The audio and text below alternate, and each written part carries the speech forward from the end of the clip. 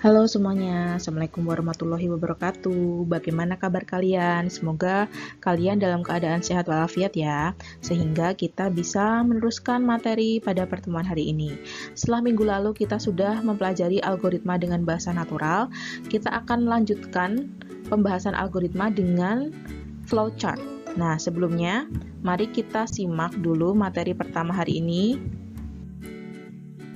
yaitu tentang pengertian flowchart. Flowchart ini biasa disebut dengan bagan alir, merupakan penulisan algoritma menggunakan simbol-simbol yang sudah menjadi standar pada dunia komputer. Flowchart digunakan untuk menggambarkan alur algoritma menggunakan diagram dengan tujuan memperjelas langkah-langkah penyelesaian algoritma.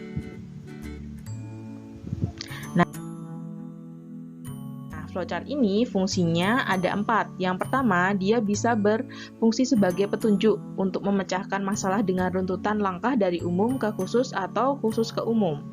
Lalu yang kedua, dia bisa digunakan sebagai dokumentasi proses agar proses dapat terorganisasi dengan baik.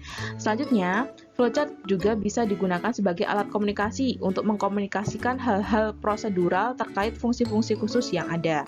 Selanjutnya, flowchart juga bisa digunakan sebagai panduan pemrograman untuk menggambarkan garis besar program yang akan dibuat.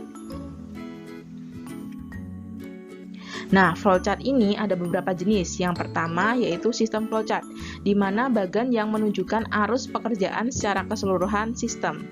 Lalu yang kedua ada yang namanya semantic flowchart, bagan alir yang menggambarkan prosedur dalam sistem.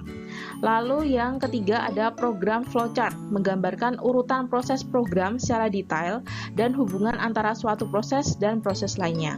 Lalu yang terakhir ada yang dinamakan proses flowchart, yang menggambarkan proses dalam suatu prosedur secara keseluruhan.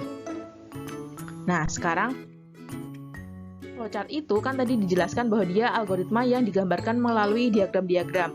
Nah, diagram-diagramnya itu seperti yang ada di layar ini nih. Yang pertama ada tanda panah. Tanda panah ini biasa disebut juga dengan flow direction symbol, yaitu simbol yang digunakan untuk menghubungkan antara simbol yang satu dengan simbol yang lain. Misalkan ada simbol terminator yang akan dihubungkan dengan simbol processing. Nah, nanti dia penghubungnya itu adalah tanda panah ini.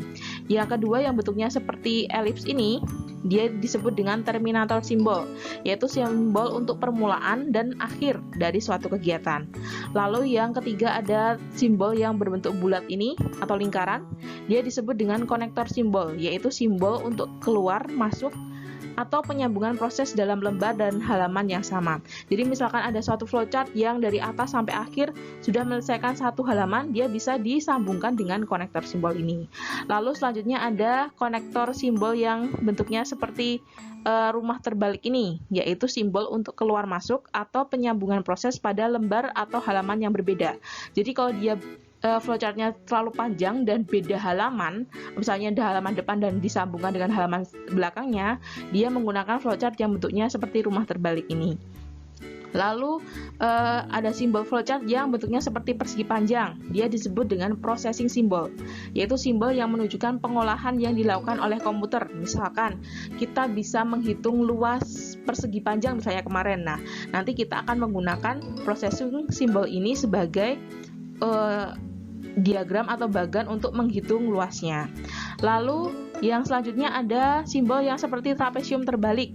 Simbol ini disebut dengan simbol manual operation, simbol yang menunjukkan pengolahan yang tidak dilakukan oleh komputer. Jadi pengolahan yang dilakukan oleh manusia seperti itu, nah bisa digunakan simbol ini.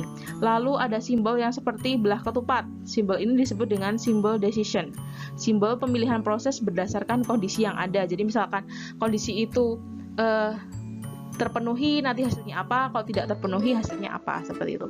Lalu ada yang berbentuk seperti jajar genjang. Kalau yang jajar genjang ini adalah simbol atau simbol input atau output, simbol yang menyatakan proses input dan output tanpa tergantung dengan jenis peralatannya. Oke, lanjut ke simbol-simbol flowchart selanjutnya. Masih banyak ya, setelah tadi kita sudah membahas 8 simbol, sekarang kita bahas lagi simbol-simbol yang lain. Yang selanjutnya ada yang namanya simbol manual input, simbol yang digunakan untuk pemasukan data secara manual online keyboard. Lalu selanjutnya ada simbol yang berupa segi 6. Segi 6 ini dinamakan dengan simbol preparation. Simbol yang digunakan untuk mempersiapkan penyimpanan yang akan digunakan sebagai tempat pengolahan di dalam storage. Misalnya kemarin kan di bahasa natural kita ada inisialisasi alas atau inisialisasi panjang. Nah, nanti kita bisa menggunakan simbol preparation ini. Lalu yang selanjutnya ada simbol predefined process, yaitu simbol untuk pelaksanaan suatu bagian atau subprogram prosedur. Lalu selanjutnya ada simbol display, simbol yang menyatakan peralatan output yang digunakan, yaitu misalnya layar, plotter, printer, dan sebagainya. Lalu selanjutnya ada simbol disk on online storage, simbol yang menyatakan input yang berasal dari disk atau disimpan ke disk. Disk itu adalah penyimpanan, seperti itu. Lalu selanjutnya ada simbol magnetic tape unit, simbol yang menyatakan input berasal dari pita magnetik atau output yang disimpan ke pita magnetik juga. Lalu ada juga simbol punch card, simbol yang menyatakan bahwa input berasal dari kartu atau output juga berasal output yang dituliskan ke kartu. Lalu yang terakhir ada yang dinamakan dengan simbol dokumen, simbol yang menyatakan input berasal dari dokumen dalam bentuk kertas atau output dicetak ke kertas. Nah, kan tadi banyak banget simbol-simbolnya ya, pasti kalian bingung bagaimana cara menggunakan simbol-simbol tadi. Nah, selanjutnya kita akan bahas cara penggunaannya. Oke, ini nih cara penggunaan dari simbol-simbol tadi. Kalau sebelumnya kan saya sudah mencontohkan tentang algoritma bahasa natural menghitung luas segitiga ya. Di sini dimulai dari langkah pertama mulai, lalu inisialisasi variabel alas dan tinggi. Yang selanjutnya memasukkan nilai alas atau menginput nilai alas. Lalu selanjutnya memasukkan nilai tinggi. Yang kelima memproses atau menghitung luasnya. Yang keenam menampilkan luasnya. Lalu yang ketujuh selesai. Nah, tadi untuk memulai suatu algoritma dalam flowchart itu digunakan simbol terminator yang bentuknya seperti elips ini. Lalu di dalamnya kita tulis mulai. Setelah itu dilanjutkan dengan langkah kedua, yaitu inisialisasi variabel alas, tinggi, dan juga di yang natural kemarin belum saya tulis, yaitu variabel luas. Alas ini dia adalah tipe datanya integer. Integer itu berarti dia nanti isinya berupa angka. Tinggi juga integer. int itu kepanjangannya integer. Lalu luas dia juga merupakan integer atau nanti dia isinya itu juga berupa angka. Nanti kalau isinya berupa kata-kata atau huruf nanti beda tipe data lagi ya. Tapi karena ini alas, tinggi, luas itu semuanya angka, makanya ditulis di sini integer, integer, integer. Nah, untuk menginisialisasi ini kita menggunakan simbol preparation yang berupa segi 6 tadi. Jadi yang mulai ini kita pakai terminator yang bentuknya elips, lalu selanjutnya menggunakan simbol preparation. Setelah itu, langkah ketiga kan kita memasukkan nilai alas. Nah, untuk memasukkan itu kita ambil bagan tadi atau simbol yang input.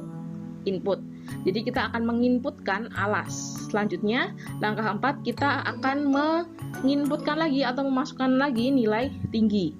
Nah, setelah memasukkan alas, memasukkan tinggi, baru kita proses. Nah, untuk proses, untuk menghitung luasnya, kita menggunakan simbol processing. Di mana dalam simbol processing ini, di dalamnya ada proses untuk menghitung luas, yaitu luas sama dengan 0,5 atau setengah dikalikan alas, dikali lagi dengan tinggi. Nah, setelah mendapatkan luasnya, kita menampilkan lagi luasnya.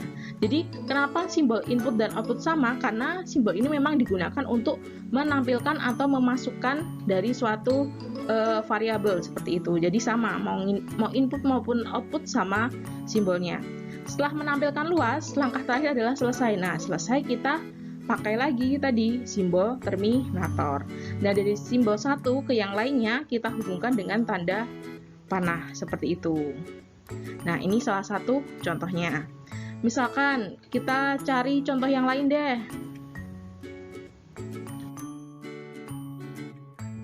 Oke, selanjutnya saya sajikan di sini adalah flowchart untuk menentukan siswa itu remedi atau tuntas.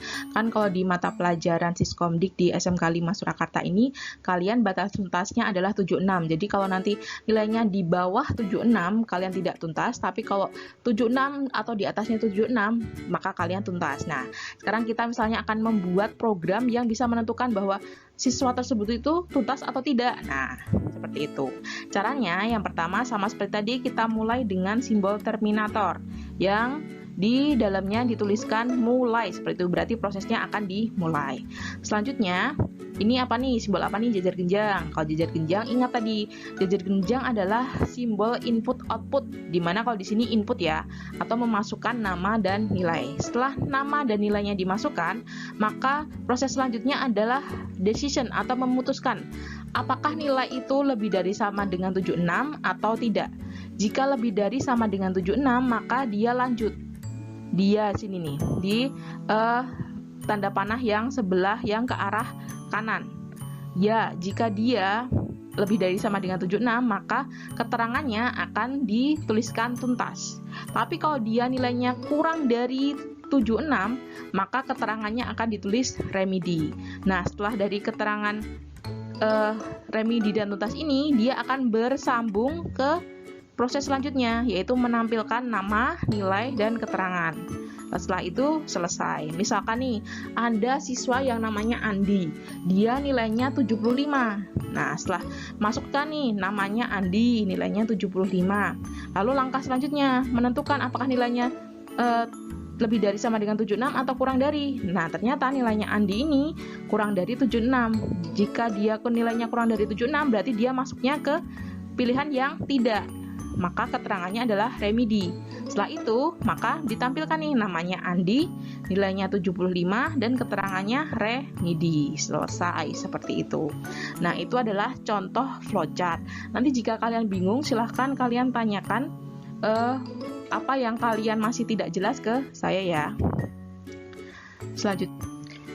Nah, di sini ada flowchart cara memasak tumis tauge tempe. Kalau di pertemuan sebelumnya kan saya sudah mencontohkan algoritma cara memasak tumis tauge tempe. Nah, sekarang saya ubah algoritma itu menjadi sebuah flowchart.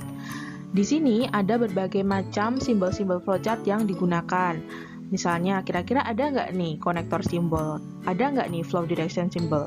Nah, setelah kalian amati flowchart ini, tugas kalian di pertemuan ini, coba kalian tentukan nama-nama simbol yang digunakan dalam flowchart ini. Misalnya, tadi nih, ada nggak sih terminator simbolnya? Ada nggak sih flow direction simbolnya? Nah, setelah kalian tentukan simbol-simbol apa saja yang digunakan, lalu kalian catat juga fungsi dari simbol itu tuh apa. Nah, tuliskan dalam selembar kertas, lalu seperti biasa kirim hasil kerjaan kalian di kolom komen postingan saya hari ini ya. Sekian dari saya. Wassalamualaikum warahmatullahi wabarakatuh.